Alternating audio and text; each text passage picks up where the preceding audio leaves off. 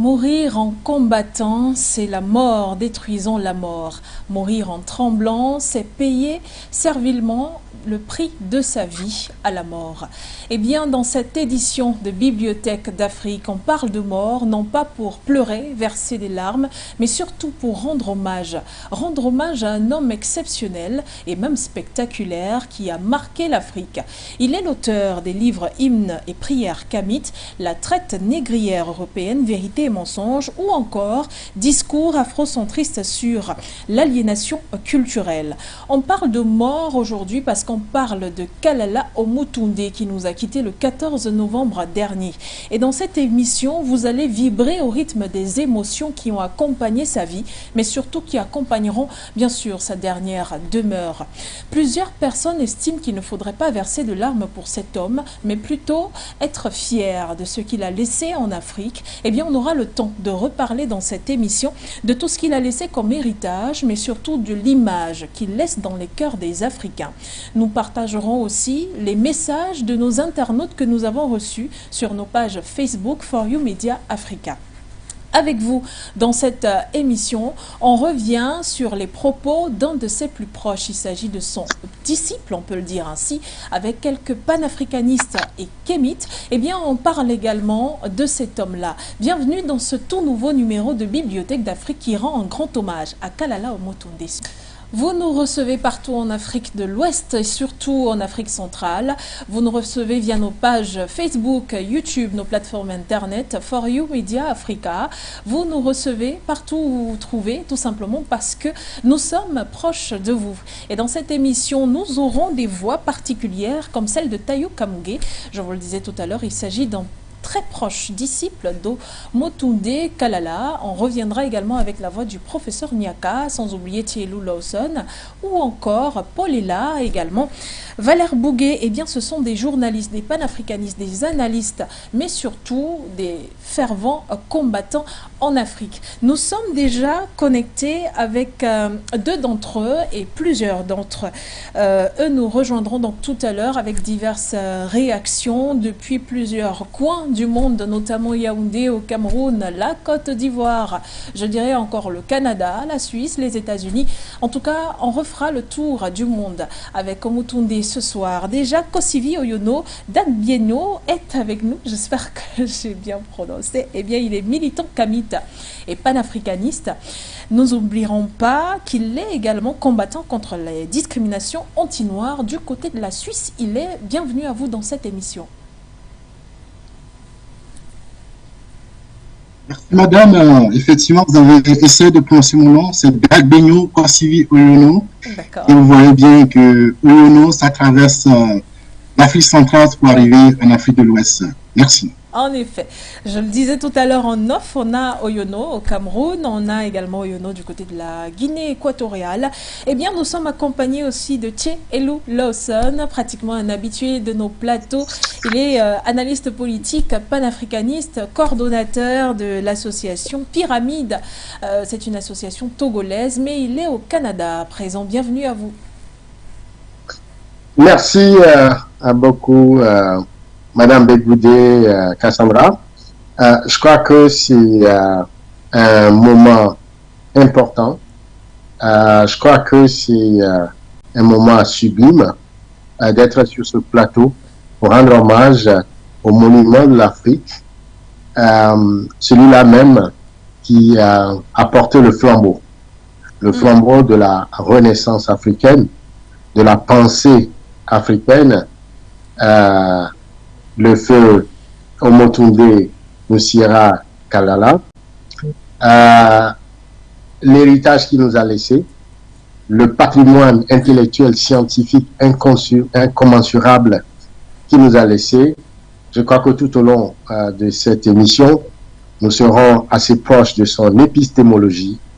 Nous essaierons de ressortir la richesse de l'étendue de ses travaux, qui s'inscrit bien évidemment dans la logique de Cheikh Anta Diop et de tous les grands noms qui l'ont précédé.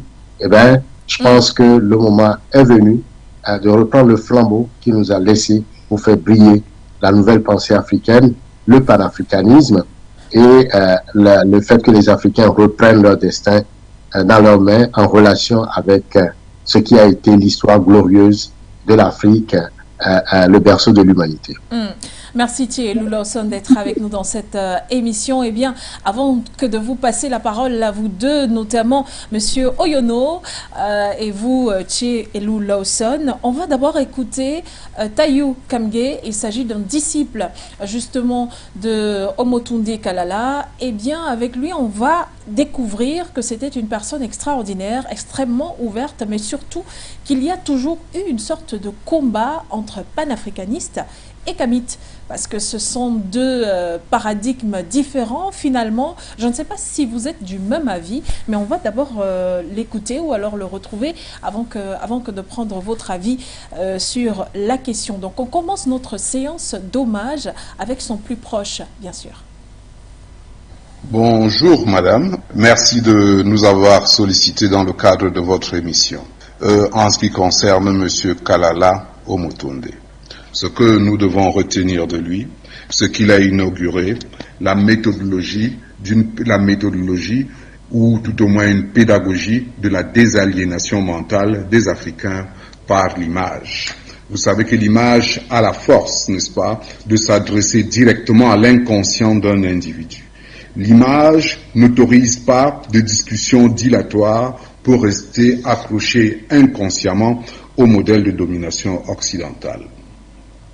En cela, Omotunde, n'est-ce pas, a fait quelque chose de remarquable. Il y aura un après et un avant Omotunde dans le cadre de la lutte, n'est-ce pas, de libération des peuples africains et ceux de la diaspora. Omotunde, quand vous participez à ces séminaires, quand vous participez à ces conférences, n'est-ce pas, vous en sortez, j'allais dire, complètement renversé, complètement nouveau. Les autres disent, vous êtes né de nouveau. Effectivement, avec Kalala Omotunde, vous entrez dans la salle en tant qu'Africain, j'allais dire, aliéné. Vous en ressortez non pas en tant que panafricain, mais vous en ressortez en tant que kémite. Kémite voudrait dire que vous êtes définitivement convaincu de l'ancestralité ou du pouvoir des capacités de vos ancêtres à avoir créé, avoir dit le monde bien avant l'Occident. Vous en sortez quelqu'un de profondément nouveau, de profondément renversé, de profondément fort, n'est-ce pas, et aguerri face à la lutte de libération nationale. En cela, Kalala Omotunde nous a apporté quelque chose que personne d'autre n'avait fait auparavant, c'est la pédagogie de désaliénation mentale par l'image. Et nous devons retenir ça de lui, et les jeunes devraient retenir de lui, n'est-ce pas, quelqu'un, ou tout au moins la pédagogie qu'il a laissée comme mode, n'est-ce pas, comme mode d'action pédagogique pour sortir de l'aliénation. Kalala Omotunde nous a permis de devenir non pas des panafricains, mais d'être des kémites. Il faut bien faire la différence entre les kémites et les panafricains. C'est crucial et c'est fondamental dans le cadre de la libération des peuples africains. Un panafricain, c'est quelqu'un qui certes est né en Afrique, aime certainement l'Afrique ou aime certainement l'histoire de l'Afrique, mais n'est pas convaincu, parce que pour être convaincu d'être un Africain solide et fort dans ses jambes, il faudrait s'être désaliéné sur le plan religieux. Vous ne pouvez pas être un kémite, si vous restez chrétien ou si vous restez musulman, ou tout au moins si vous continuez à pratiquer les religions abrahamiques. C'est la différence fondamentale avec les kémites. Les kémites partent du fait que, de la renaissance que prône Cheikh Anta Diop, et la renaissance voudrait dire nécessairement qu'on revient à la rationalité africaine dans la manière de voir, de lire et de comprendre et de dire le monde. Or, vous ne pouvez pas le dire, vous ne pouvez pas dire le monde tel que perçu par l'Africain fondamental à partir de la rationalité occidentale. Tout au moins, la rationalité. Quand je parle de rationalité ici, je parle de la rationalité religieuse. En dessous de la rationalité religieuse, il y a la rationalité scientifique. Donc, il est donc bon de comprendre et de retenir d'Omotunde qu'il n'a pas été ou qu'il n'est pas un panafricain, mais qu'il est fondamentalement un kémite, et il faut bien faire la différence entre un kémite et un panafricain. Cheikh Anta Diop, lui-même, de son vivant, connaissait effectivement le panafricanisme, mais dans aucun écrit de Cheikh Anta Diop, vous ne trouvez le mot panafricain ou panafricaniste. C'est parce qu'il avait bien conscience que ce mot-là, de panafricanisme, était un contenu vide sur le plan idéologique, un contenu vide sur le plan scientifique. Or, vous ne pouvez pas avoir être dans une lutte de libération sans avoir votre propre philosophie, votre propre rationalité, à partir de laquelle vous allez affronter l'adversaire. On se bat dans le monde à partir des paradigmes. On ne se bat pas à partir des intentions ou des volontés, naïves. Et on se bat à partir des paradigmes. La Russie aujourd'hui se bat face à l'Occident, n'est-ce pas, parce que l'Occident a un type ou un mode de rationalité qui ne lui convient pas. L'Asie se bat contre l'Occident à partir de sa propre rationalité, de sa propre manière de voir le monde. Les Arabes aujourd'hui se battent contre l'Occident à partir de leur propre rationalité interne. Il n'est pas question, et ce n'est pas possible, de se battre contre l'Occident en gardant les religions et la rationalité scientifique occidentale. C'est ce qui fait bien la différence entre un kémite, n'est-ce pas, qui est convaincu de la marche de la libération, et un panafricain qui, comme son doute, va dire quelques mots contre la France, va dire quelques mots contre l'Occident, mais n'en est véritablement pas convaincu, parce qu'au moment final, au moment crucial, n'est-ce pas, au moment où il faut prendre la décision finale de se libérer, il continue à vouloir, feinter, n'est-ce pas, pour rester dans le camp occidental. Le panafricanisme a connu son heure de gloire. Cette heure de gloire-là est terminée dans les années 60. C'était un mouvement, le panafricanisme, au mouvement de libération, et ça c'est indéniable. Mais maintenant, ce concept-là, n'est-ce pas, ce paradigme-là, n'a plus d'opérationnalité. Le nouveau paradigme qui est opérationnel pour la libération de l'Afrique, n'est-ce pas, c'est le paradigme kémite, et je suis désolé de blesser les panafricains sur ce terrain-là, parce qu'effectivement, la question centrale qui divise et qui oppose les peuples, n'est-ce pas, c'est d'abord la question religieuse. C'est parce que derrière la question religieuse, il y a une manière de comprendre, de voir et de dire le monde. Ça, c'est indéniable.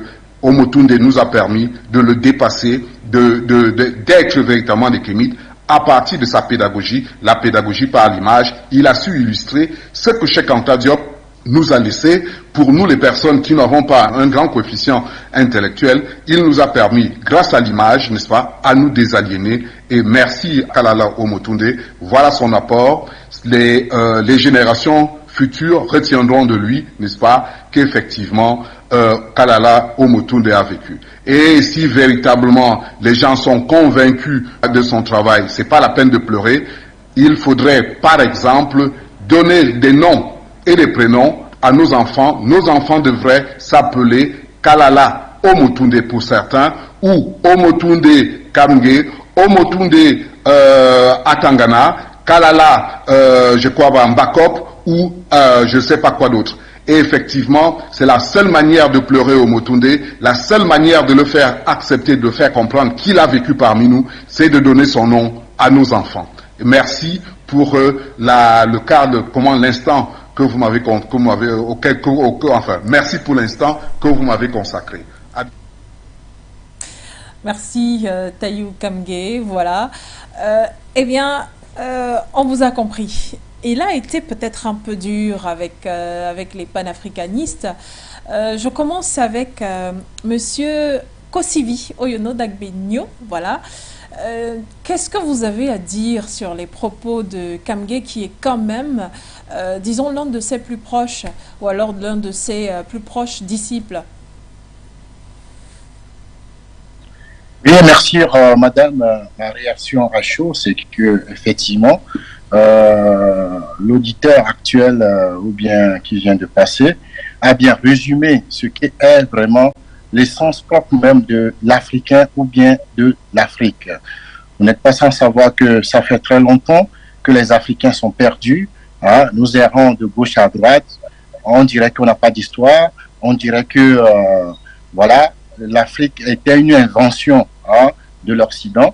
Et je pense que le résumé, hein, le résumé du frère là, et témoigne effectivement du chemin que Kala Omontoude a tracé pour nous.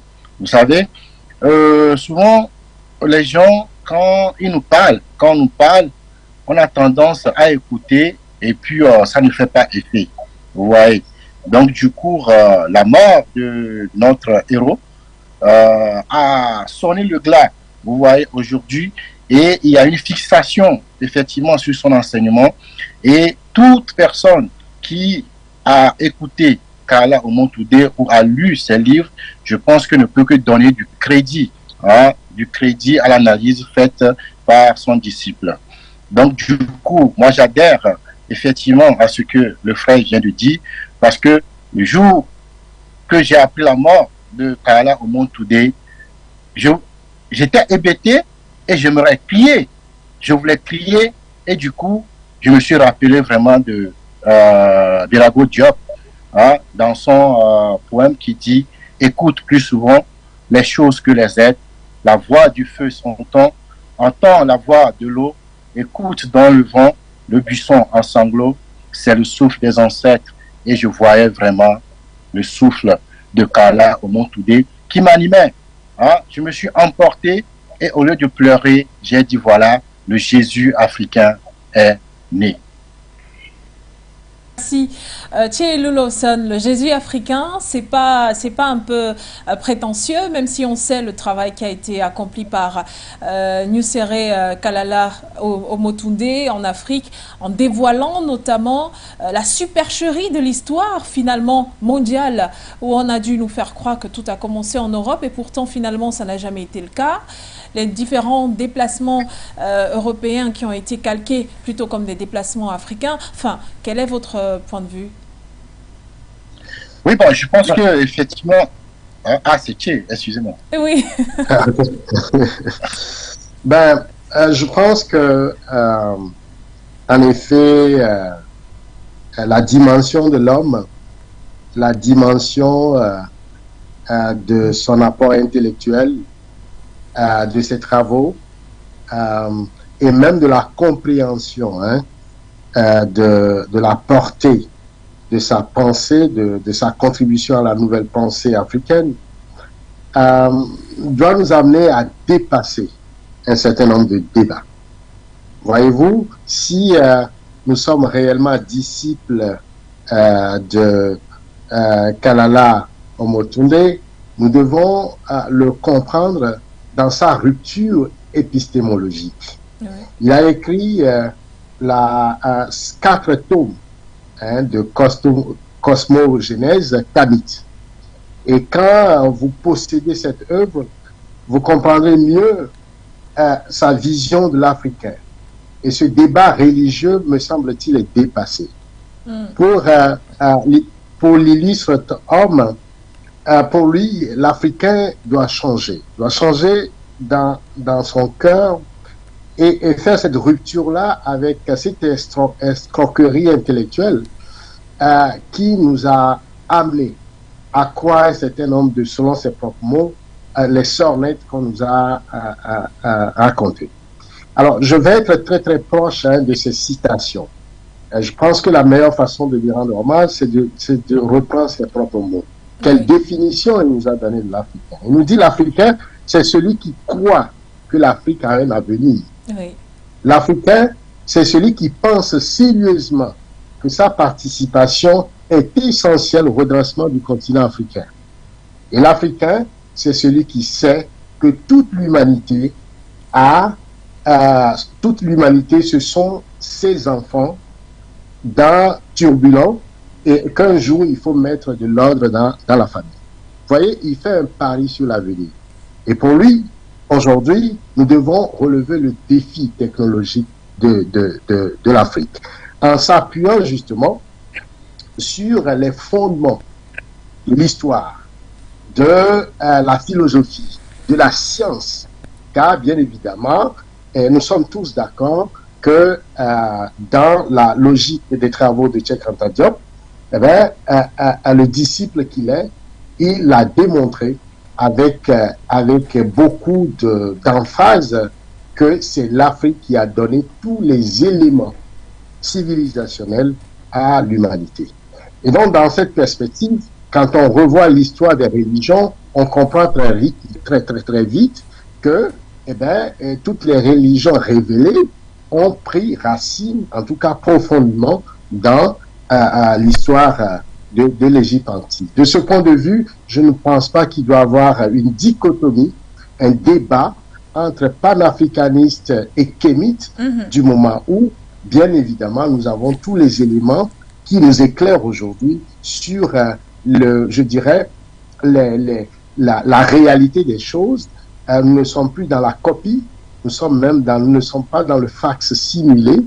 La démonstration ex cathedra de Omontoumbé nous éclaire sur tous les éléments civilisationnels. C'est donc que nous devons dépasser ce débat et faire le pari de l'avenir. Aujourd'hui, comment nous allons relever ce défi africain aujourd'hui? Et là, il est allé jusqu'à nous faire une proposition.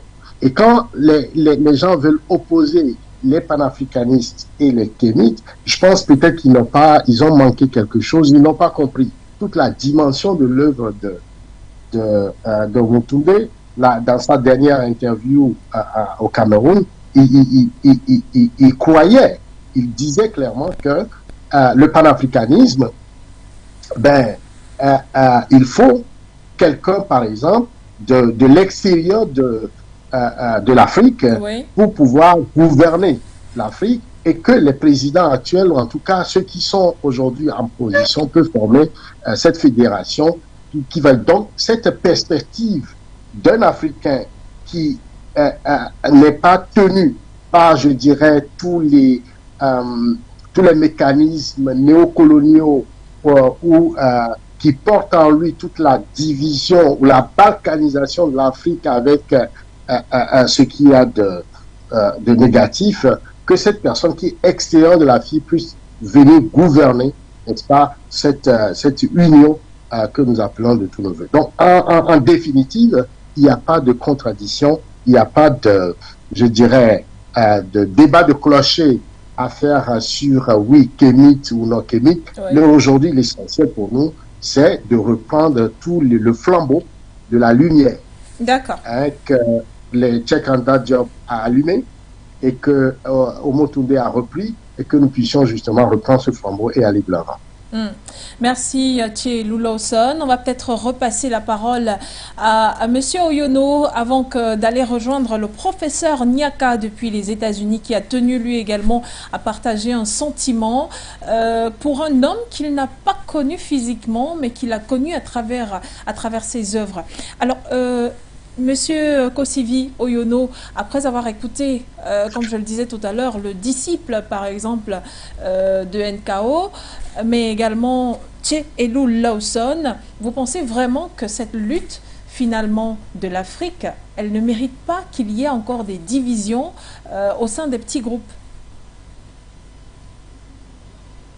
Non, moi je pense que les divisions vont perdurer encore, parce que ce que nous avons subi en tant que peuple, c'est très énorme.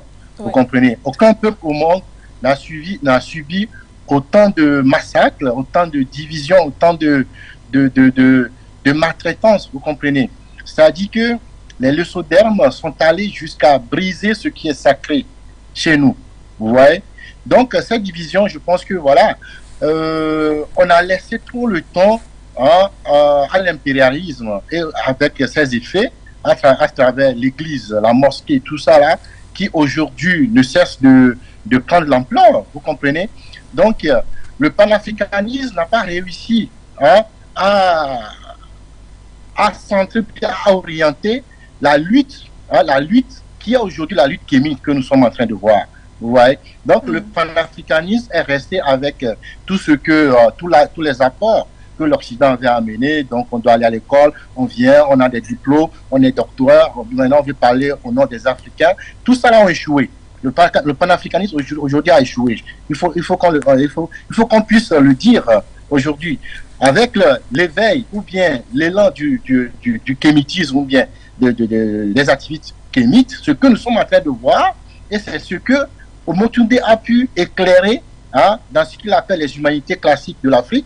C'est aujourd'hui qu'on est en train de voir émerger ce qui est même le sens sur tous les plans, que ce soit sociologique, historique, philosophique, mais scientifique. Ça dit que tout cela a été voilé, pour ne pas dire volé par l'Occident, et qui aujourd'hui est en train de revenir grâce aussi à l'Internet, aux réseaux sociaux.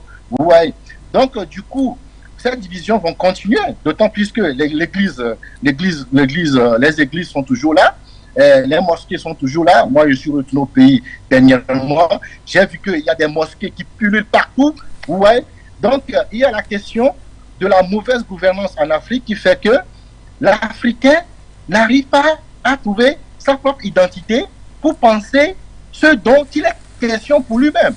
Vous voyez. Donc, vous allez voir des Africains, docteurs, ou bien, je ne sais pas quoi, avec plusieurs diplômes, qui vont se comporter comme des enfants.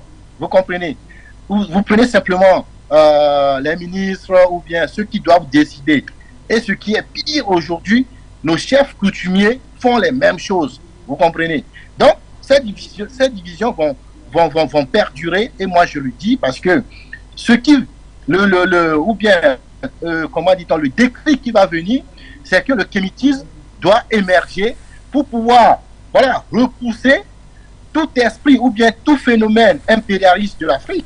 Vous voyez? Et c'est là où il y a encore une bataille à faire entre les Africains et aussi contre l'extérieur. Donc, moi, je suis clair là-dessus parce que ça fait un moment donné dans ma vie, moi, j'ai été au séminaire pour devenir prêtre. Mais au séminaire, je me posais toujours des questions. Quand je lisais la Bible, ça ne me parlait pas. Il y a toujours des contradictions. Et quand je demandais des éclaircissements, on ne me donnait pas quelque chose qui me satisfait. Donc, du coup, j'ai dû quitter le séminaire. J'ai dit, voilà, je vais aller à l'université après ma philosophie. Si effectivement, je suis appelé par ce Dieu israélite, bon, peut-être qu'avec la philosophie, je peux retrouver le grand séminaire. Mais une fois que je suis arrivé à l'université, j'ai trouvé ma voie. J'ai commencé par étudier et je peux dire que je continue à poser des questions sur cette humanité classique, les choses qui sont en Afrique et qui sont pas élucidées.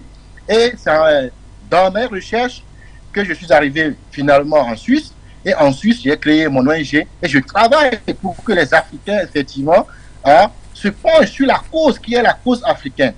Dans ce élan, j'ai rencontré par téléphone Kala Omotunde parce que j'ai écouté ses vidéos et j'ai tout fait parce que j'ai un ami guadeloupéen. J'ai dit, mais mon frère, fais tout pour que je puisse parler avec Kala Omotunde. Donc c'est en 2018. Du coup, il y a un coup de fil qui s'est passé parce que j'ai retrouvé son numéro. J'ai dit, maître, j'aimerais t'inviter ici en Suisse à Fribourg. Kala Omotunde m'a vraiment rééquilibré. Il m'a dit, mon frère, laissons la lutte contre le racisme pour les Blancs, parce que c'est aux Blancs qu'incombe le racisme. Nous devons activer notre puissance en nous. Et là, il a discuté, on était au téléphone pendant 1 heure de temps, il m'a fait des coups. Et après ces coups, franchement, c'est comme une lumière a jailli à moi. Et c'est en 2019, j'ai rencontré Afrocentricité Internationale à Genève et je me suis converti. Je m'appelais Joseph, j'ai fait la Dina, qui est le changement du nom direct. Parce que, franchement, quand on m'appelle Joseph, je me gênais. Vous voyez? Et j'ai dit non, je reprends mon nom Kossivi et j'ajoute même Oyono, peu importe que ça soit un nom camerounais. Je dis, c'est un nom kamite. Vous voyez? Donc, c'est ça. C'est en ce moment que je me dis maintenant que je me suis posé. Ça veut dire que c'est un repos. Quand tu es kamite, c'est que tu sais le combat que tu dois mener. Vous comprenez? Les panafricains, voilà, ça tarde encore et tu es intellectuel, tu t'embrouilles. Donc, quand tu es kamite, tu sais ce que tu dois faire, tu sais les démarches que tu dois faire et tu as directement la réponse à toutes les questions que se pose un Africain. Vous voyez? Donc, je pense que nous avons fait une bataille, d'autant plus que le livre légendaire des chrétiens, quand Jésus-Christ est mort, après ses apôtres, ça n'a pas été facile. Il y avait eu toujours des divisions, vous comprenez. Donc, ils ont mené une bataille et jusqu'aujourd'hui, 2022, 2022, on continue pas à parler de lui. J'aimerais que d'aujourd'hui, 2022, un jour, on continue pas à parler de Nusiré Kala. D'accord, d'accord. Merci, merci bien, Monsieur Dagbegno. Eh bien, on va aller chercher professeur Nyaka Lagoke qui a tenu à rendre hommage également à Kalala Omotunde du côté des États-Unis. On l'écoute tout de suite avant de retrouver également Polela. La mort de Kalala Omotunde a causé en moi tristesse, désolation et révolte. Il est parti à un moment crucial de l'histoire de la rédemption de l'Afrique, de la restauration mémoriale de l'Afrique et de la consolidation de la conscience historique du continent africain. Sa mort est une perte énorme pour notre continent et pour le peuple de descendance africaine. Il était le meilleur d'entre nous tous. Il avait réussi à vulgariser les travaux de Cheikh Anta Diop, ainsi que ses travaux à lui-même sur la contribution de l'Afrique à la civilisation de l'universel, tout en mettant en exergue les humanités classiques de l'Afrique et puis la contribution de l'Égypte ancienne, qui était d'abord une œuvre des Noirs. Alors, savoir qu'un tel monument, dont la contribution gigantesque et majestueuse a été appréciée par tous et de tous, disparaissent de cette façon, alors que nous ne sommes pas nombreux sur le champ de bataille, sur la ligne de front, et sur le terrain de lutte. C'est naturellement la chose la plus cruelle qui puisse arriver à tous ceux qui sont qui sont engagés dans le combat. Je n'ai pas eu le privilège de les rencontrer. Nous ne nous sommes jamais rencontrés, nous n'avons jamais parlé, mais je lui vouais une admiration sans limite, doublée d'une affection profonde pour l'amour qu'il avait pour l'Afrique, et pour sa sincérité par rapport à la restauration, à la rédemption du continent africain. Et donc, je porte donc son deuil, et on se pose des questions sur... en fait, c'est le moment de se poser beaucoup de questions sur les raisons profondes de cette mort subite et brutale et cruelle, mais il n'a pas vécu inutile. Il a frappé à la porte de l'immortalité. Il vit dans l'éternité et son nom sera jamais associé au nom des gens comme Cheikh Anta Diop, Kwame Nkrumah, Thomas Sankara, les Marcus Garvey. Il est devenu un de ses ancêtres et il le mérite fort bien pour sa grande contribution. Il nous a donné de la fierté et puis voilà, je suis franchement assez triste, mais on fera en sorte de faire pérenniser son legs et puis voilà, on espère que demain son nom soit donné à des bâtiments, à des édifices, à des routes, et que ces travaux soient vulgarisés comme lui-même, en tant que grand communicateur, avait réussi à vulgariser cette partie de la connaissance de l'Afrique qui est souvent considérée comme quelque chose d'ésotérique.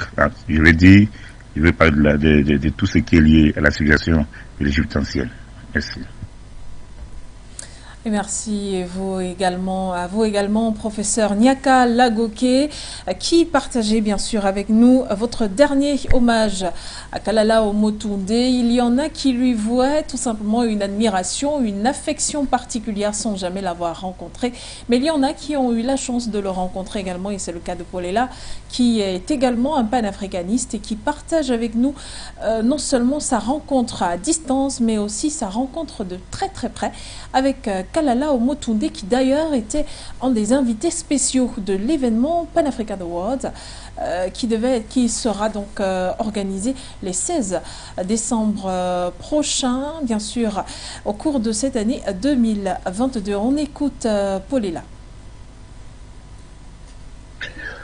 Kalala Omotunde, c'était un grand homme, un très très grand homme. Et ce ne sont pas des hommages qu'on rend juste parce que la personne est partie. Je le dis parce que je l'ai vécu, je l'ai connu, je l'ai côtoyé, comme beaucoup d'autres personnes l'ont fait. Et on est unanime au moins sur une chose, c'est qu'il s'agissait, hélas, bien d'un homme d'exception. Les hommages qui lui sont rendus ici et là sont dignes de son rang, de personnes exceptionnelles, qui a abattu un travail extraordinaire de désaliénation des mentalités, des esprits, d'éveil des consciences, d'édification des uns et des autres sur les plans historiques, sur les plans culturels, sur les plans spirituels. Kalala Omotunde, c'est celui qui, sur les traces de son maître Cheikh Anta Diop, a su, en des mots simples, être compris, transmettre le message de la renaissance africaine que nous appelons tous de nos voeux, pour laquelle nous travaillons d'arrache-pied, pour rendre à l'Afrique ses lettres de noblesse, pour rendre aux peuples africains et afro-descendants leur dignité, trop longtemps bafouée, rendre à l'Afrique sa vérité historique, donc travailler à la restauration de la vérité historique africaine et à la réappropriation de son authenticité culturelle. Ces deux étapes sont indispensables pour atteindre l'indépendance économique et politique. Et Kalala Omotunde avait très bien compris cet ordre de priorité et s'était donné sans relâche, comme très peu de gens, à cette vie sacrificielle d'édification, d'information, d'éclairage, de déconstruction des paradigmes tels qu'ils nous ont été imposés par les impérialistes d'un autre monde pour nous maintenir dans les carcans de leur hégémonie et continuer comme ça de nous spolier, de nous falsifier, parce que l'histoire de l'Afrique, vous le savez, a été falsifiée, comme le disait Joseph Kizerbo. Tant que les lions n'auront pas leurs propres historiens, les histoires de chasse seront toujours comptées à la gloire des chasseurs. Et Kalala Omotunde est venu combattre ce paradigme, il est venu déconstruire cette pensée coloniale qui, depuis le bas âge, façonne les esprits des Africains pour leur faire installer le logiciel mensonger selon lequel ils seraient inférieurs face à une prétendue supériorité race blanche, alors qu'on le sait, toutes les sciences et connaissances trouvent leurs origines en Afrique, tout a été pillé, spolié en Afrique, qu'il s'agisse des connaissances ou des richesses matérielles, qu'il s'agisse des richesses spirituelles ou culturelles, ce que l'Occident est aujourd'hui n'est que la source. J'ai rencontré Kalala Omotunde il y a un an environ, au Pan African Awards 2021 à Douala, mais nous étions déjà en contact par le truchement d'une connaissance commune qui nous avait mis en relation et nous échangions à distance. Alors, avant même que je ne sois en contact avec Kalala Omotunde, avant que je ne fasse sa rencontre physique, comme je l'ai dit au Pan African Awards 2021 l'année dernière, c'est quelqu'un que je suivais déjà comme quasiment tout le monde, j'ai envie de dire.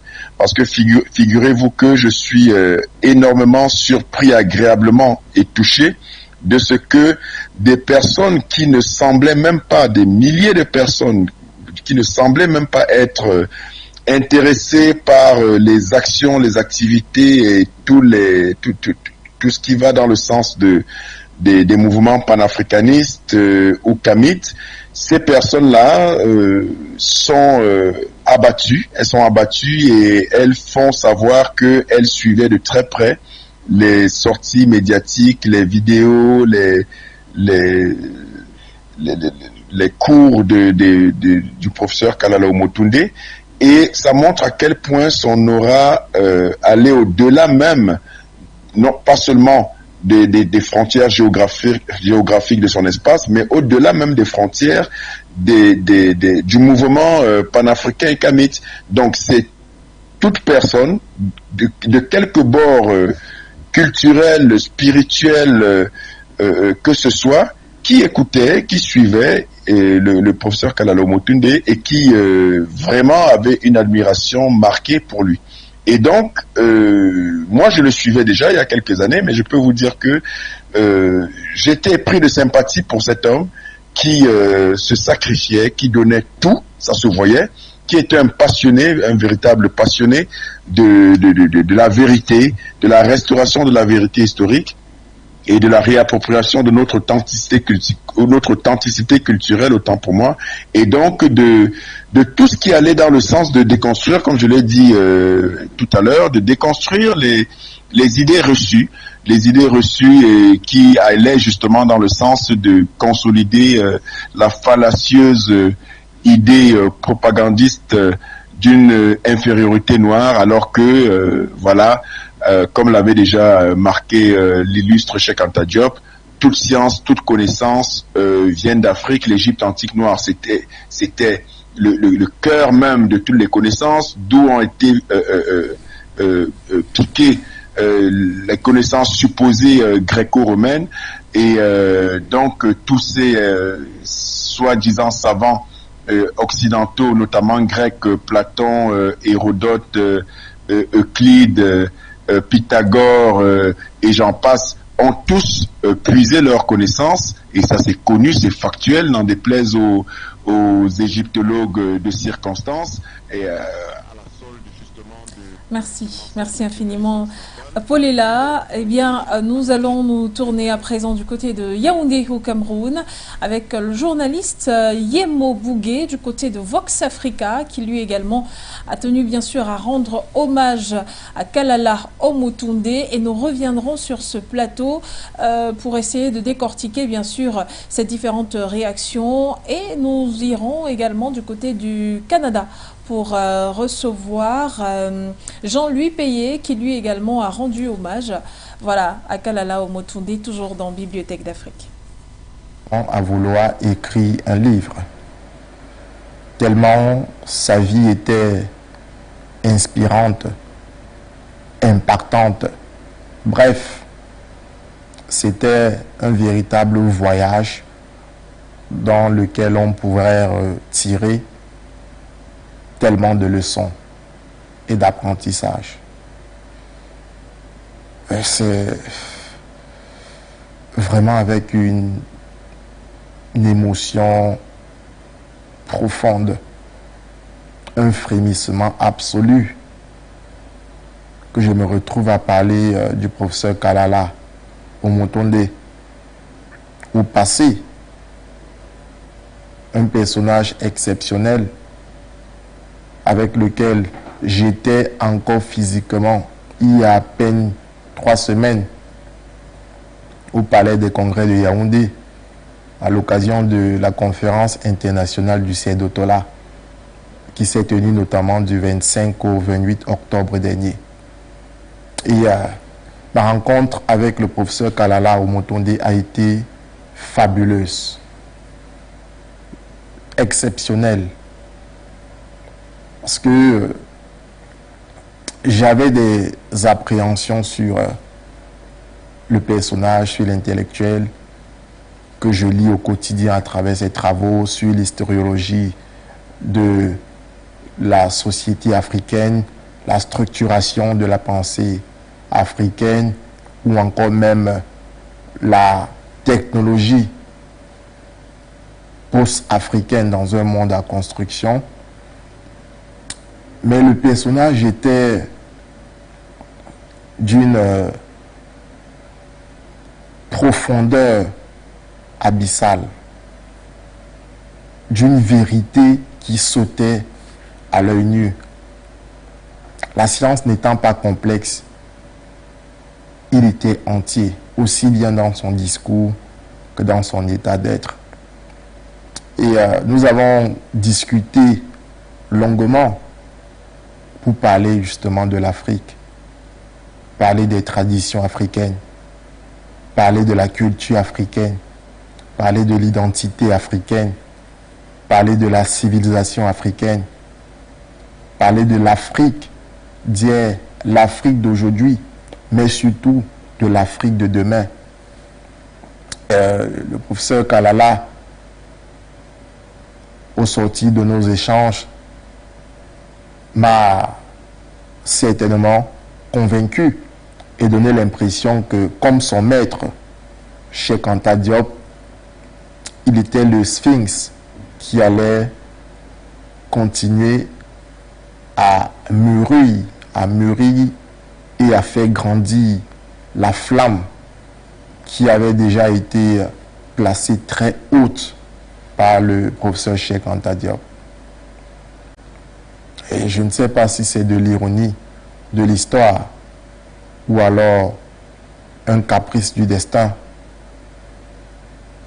que le professeur Kalala Omotonde vient à décéder 2 semaines après avoir participé activement à une conférence internationale au Cameroun, de la même manière que son mentor, son maître, Cheikh Anta Diop, qui lui également participait à une rencontre scientifique en 1989 au Cameroun et qui en décéda à Dakar 2 semaines après. Puisqu'on parle de l'Afrique, on parle des Afriques, ceci est certainement un message profond, une symbolique que les maîtres de la civilisation africaine, pour emprunter le terme au Seydou-Tola, devraient dénicher, démystifier, décomplexifier pour nous. Parce que ce qui saute à l'œil nu, c'est que le passage de ces 2 éminents savants, scientifiques, penseurs africains, pour l'Afrique, sur l'Afrique, et comme l'Afrique, revient à dire que le Cameroun est certainement le socle de la construction de la spiritualité africaine.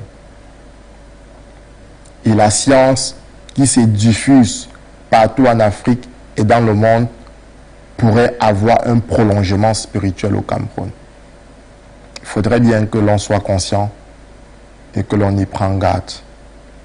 Aujourd'hui, je parle du professeur Kalala Omotonde avec un sentiment de noblesse, un sentiment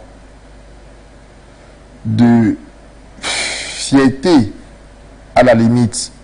Fierté justement parce que c'était un homme fier et toute sa vie, tous ses écrits, tout son combat au quotidien, dans les amphis, dans les médias ou bien dans les cercles scientifiques, c'était que l'on restaure à l'Afrique sa dignité.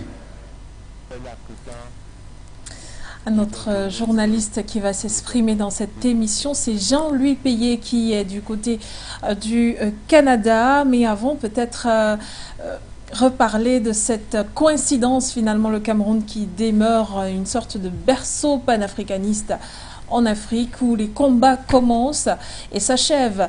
Peut-être qu'on prendra l'avis de Tchelou Lawson et puis Oyono tout à l'heure avant de clôturer cette émission, mais également je vous préviens messieurs que l'on parlera aussi de la phrase marquante de Kalala Omotonde selon vous, mais aussi ce que vous gardez de lui dans vos différentes bibliothèques. Aucun invité n'échappe à cette question dans Bibliothèque d'Afrique. De quoi est faite votre bibliothèque?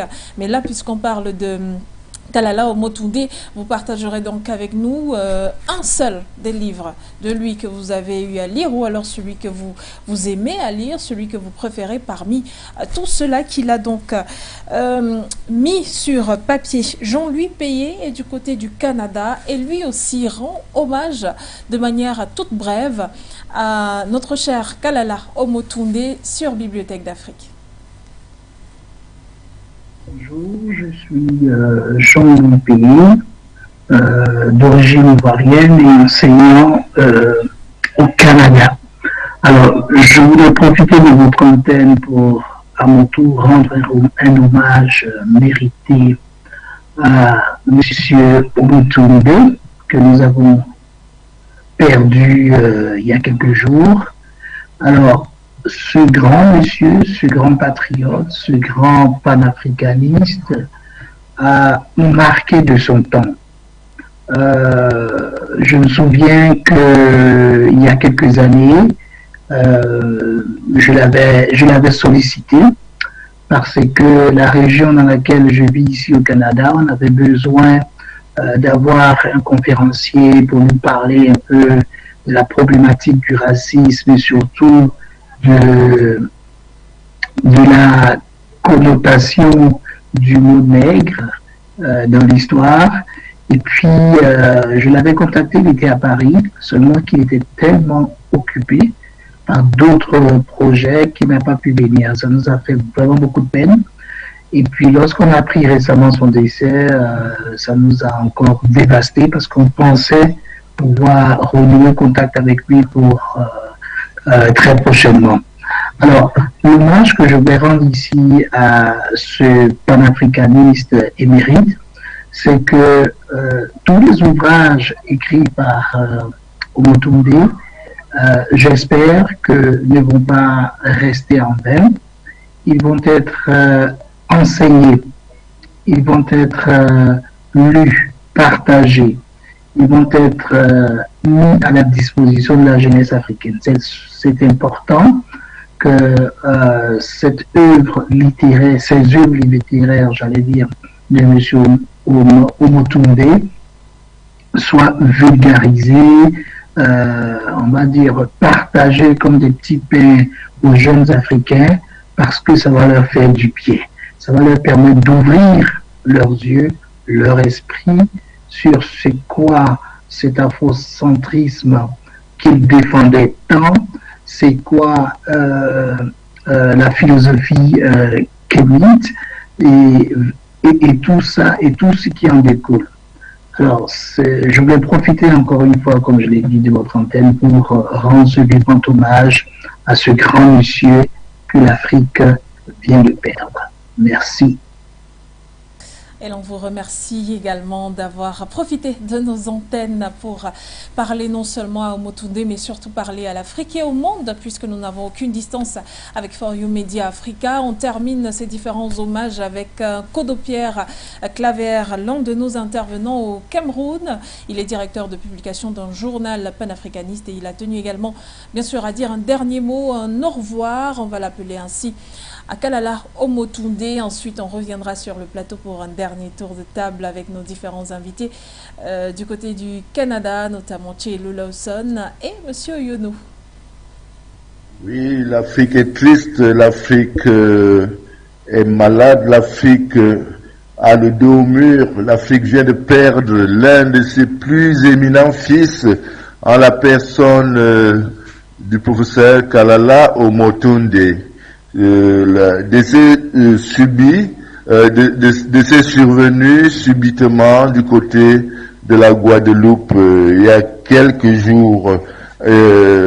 Professeur Kalala Omotunde laisse un grand vide à toute la communauté panafricaniste, à toute la communauté africaine qui pense, qui croit à une Afrique souveraine, à une Afrique digne de son nom et digne d'une place au sein du Conseil des Nations, tellement cet érudit multidimensionnel a impacté à travers sa production intellectuelle sur la marche ou alors la perception même de la marche du monde par des Africains. C'est donc un digne fils de l'Afrique qui vient d'entamer le grand voyage pour retrouver nos ancêtres. Vivement que sa mémoire reste et demeure parmi tous les Africains et au-delà, car sa pensée devait être immortelle et sa pensée devait également irradier toute la jeunesse africaine, toute la société africaine, afin que celle-ci retrouve enfin le chemin de l'honneur. Parce que lorsque vous avez eu le privilège de suivre cet éminent professeur, cet éminent penseur, cet éminent passeur de la pensée, vous vous rendez compte que l'Afrique n'est pas cette Afrique qu'on nous a toujours présentée, qu'une certaine opinion a toujours présenté comme étant l'Afrique des misères. C'est plutôt l'Afrique des génies. L'Afrique, en réalité, est une terre de génies.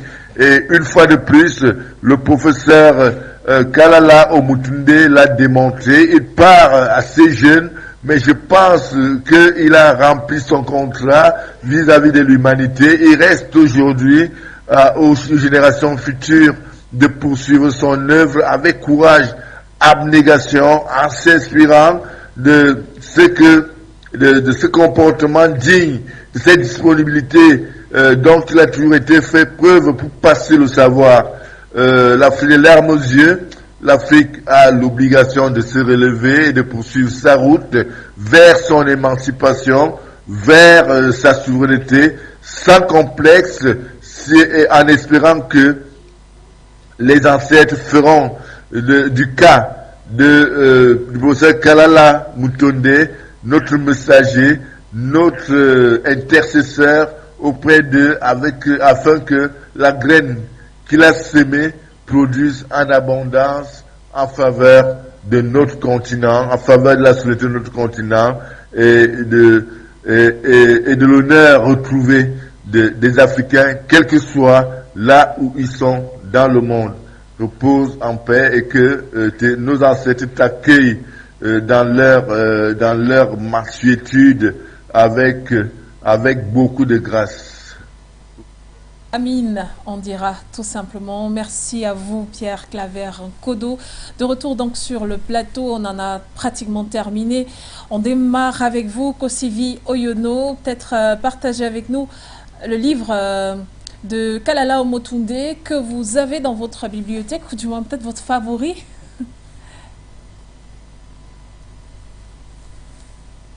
J'ai pas eu la chance d'acheter le livre de Kalala Omotunde parce que je me suis inscrit à l'Institut Kamit à Abidjan et j'étudie la kamitologie depuis 6 mois. Donc, il y a des livres qui me sont imposés. Donc, j'ai fait le choix tout d'abord, mais je pense que dans ma bibliothèque actuelle, ce qui est à remplacer, c'est que je remplace le nom de Jésus-Christ par Niusere Kalala Omotunde. Merci infiniment d'avoir partagé avec nous, le contenu de votre bibliothèque. Et bien, on passe à Tchelou Lawson, qui a à de nombreuses reprises cité Kalala Omotunde. Eh bien, quel est donc cet ouvrage qui pour vous est le plus parlant, ou alors celui qui s'adresse directement à l'Afrique et à la pensée africaine, même si, il faut le dire, c'est une panoplie? Bien évidemment que c'est Cosmogénèse Kamit, qui est quand même un ouvrage important, qui se décline en 4 tomes et qui est absolument nécessaire pour tous les Kamits, tous les Africains, tous les Afro-descendants de pouvoir les posséder. Je pense que le décès de Omotunde, bien que nous sommes étreints par la douleur, par la souffrance, de voir perdre ce monument, il y a quand même des raisons de se poser des questions sur cette incongruité, je dirais, le fait que l'histoire se répète, et le fait que 2 semaines après avoir participé donc au colloque au Cameroun, il décède exactement comme Cheikh Anta Diop. Donc il y a lieu quand même de fouiller, de réfléchir et en même temps de poser la sécurité de nos grands leaders. Très important parce que Cheikh Anta Diop l'a dit, il mène contre nous une guerre violente et à tout point de vue, sur le plan intellectuel, sur le plan civilisationnel et aussi sur le plan physique. Et nous devons faire preuve de vigilance et protéger justement les bijoux, les intellectuels que nous avons. Je pense que on pourrait, d'une manière ou d'une autre, se rassurer qu'Omotunde nous a donné tous les éléments de l'intelligence, de la désaliénation et cette volonté de puissance qu'il appelle tous les Africains, tous les Afro-descendants à s'approprier. Et c'est essentiel pour nous pour aller de l'avant, compte tenu justement du défi qui est le nôtre, de relever ce défi technologique. Et je voudrais quand même, avant de terminer, dire quelques recommandations qu'il nous demandent de faire. Il y a cette idée d'électrifier l'Afrique sur l'énergie géo de la Terre, essentiellement. Cette idée de lancer la grande chaîne de restaurants sportifs et diététiques qui fait en sorte que nous mettons de l'avant, je dirais, non seulement toute la richesse au niveau des plantes, au niveau des huiles essentielles, au niveau justement des condiments africains, qui est très essentiel. C'est comme ça que nous allons faire vivre davantage Omotunde. Cette idée de l'agriculture, où l'Afrique doit repenser son agriculture. Il donnait l'exemple d'ailleurs, par exemple, du fait qu'au Cameroun, quand il traversait Douala à Yaoundé, il ne voyait pas de tomates, alors que le Cameroun pouvait produire des tomates pour nourrir toute l'Afrique. Voilà comme ça que nous pouvons relever les défis technologiques et de façon à faire le pari de l'avenir. Il a dit essentiellement que nous sommes dans l'ère du Verseau, l'ère de reprendre donc ce flambeau, de redresser l'Afrique sur tous les plans. Je pense essentiellement que c'est comme ça que nous pouvons rendre davantage hommage, davantage célébrer la mémoire de ce grand homme qui a touché la porte de l'immortalité, qui s'est vue ouverte pour lui pour entrer dans l'éternité. Je pense que nous devons tous, en tant qu'Africains, célébrer donc Omotunde et en faire justement cette lumière, cette porte-flambeau pour qu'il pousse sa place dans la pyramide des grands pharaons, la pyramide de l'Afrique panafricaine, de l'Afrique unie. Merci infiniment Thielou Lawson. Replacer les savoirs noirs dans l'historiographie, voilà, des connaissances de l'humanité alors même qu'ils ont été enlevés. C'était pratiquement la mission de Kalala Omotunde. C'est la mission également de plusieurs panafricanistes ou alors Kamit, comme vous voulez vous faire appeler. L'essentiel est tout simplement d'avoir un même combat, une même issue et je dirais même tout simplement une même vision. Nous remercions tout le public de For You Africa. Merci à tous nos téléspectateurs. Merci également au public toujours fidèle de Bibliothèque d'Afrique, les amoureux des lettres et de littérature. Merci à tous nos invités, notamment vous, Thielou Lawson. Nous n'oublierons pas Oyono Dagbenyo. Voilà. Du côté également de l'autre côté, du côté de la Suisse. Professeur Niaka a participé à cette émission. Bougueye Mauvalère, Kodo, Pierre Claver, sans oublier Paulila et puis bien d'autres également qui ont tenu à rendre hommage ce soir à Omotunde alors qu'il est décédé le lundi 14 novembre dernier.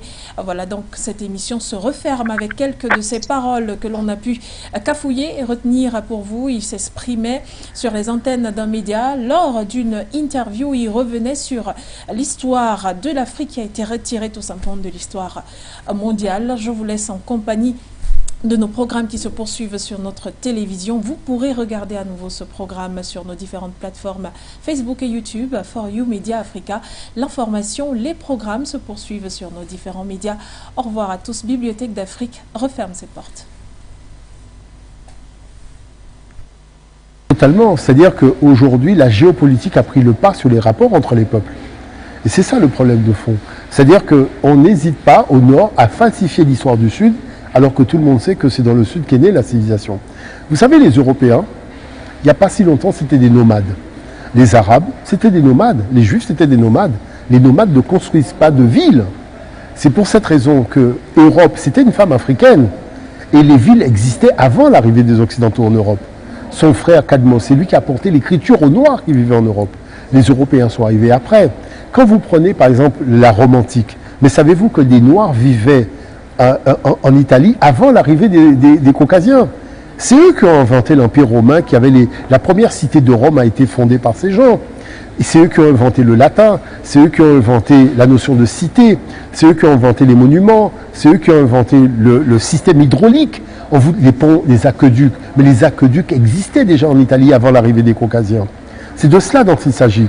C'est-à-dire que l'Europe se sert d'une histoire qu'il invente, l'Europe invente une histoire pour se glorifier auprès des pays du Sud, sauf que quand vous allez dans une bibliothèque, vous dites, mais attends, le gars il se prend pour quelqu'un qui a tout inventé. C'est-à-dire il aurait eu un cerveau au-dessus de tous les autres cerveaux. C'est pas possible. Ce qui colle pas, c'est la dimension du nomade. Je vous prends un exemple. On vous dit que l'Afrique, comme elle est polythéiste, elle ne peut pas rentrer dans la sphère de la modernité. Et on vous fait regarder la Grèce. Mais savez-vous que les Grecs étaient polythéistes? Donc quand les Grecs sont polythéistes et on vous dit que le logos vient des Grecs, le fait qu'il soit polythéiste, ça dérange personne. Mais quand c'est l'Africain qui parle de son logos, on lui dit qu'il était polythéiste. À quel jeu vous jouez? Est-ce que vous comprenez l'affaire? Parce que regardez, l'Afrique a toujours été monothéiste depuis le début, regardez les textes. Mais quand est-ce que l'Europe a adhéré à la pensée monothéiste? C'est à l'époque de l'Empire romain, en 325 avec le Concile de Nicée. Est-ce que vous vous rendez compte du retard pris sur l'Afrique? Il y a un retard énorme. Bon, je vous donne un autre exemple. Aujourd'hui, tous les Noirs veulent aller au paradis. Bon, mais je tiens quand même à rappeler à tout le monde que le mot paradis est une invention du monde noir. Que lorsque vous faites des congrès mondiaux de théologie, on vous dit, celui-là disait poussière, poussière, tu reviendras à la poussière, l'autre dit tu reviendras à la terre, l'autre dit c'est la shéol, l'autre dit c'est la Dès. Mais l'Afrique a dit c'est la vie éternelle et qu'on retourne au paradis, ce qu'on appelle les champs de Yalou. Et comme cette idée-là était tellement puissante, il y a eu le deuxième Big Bang. Vous savez ce que c'est que le deuxième Big Bang? Le Nouveau Testament. Parce qu'on n'a jamais vu un premier Big Bang et un deuxième Big Bang. Mais le problème, c'est que l'Ancien Testament, heurté à la pensée africaine, ça a fait boudoum. Donc, résultat...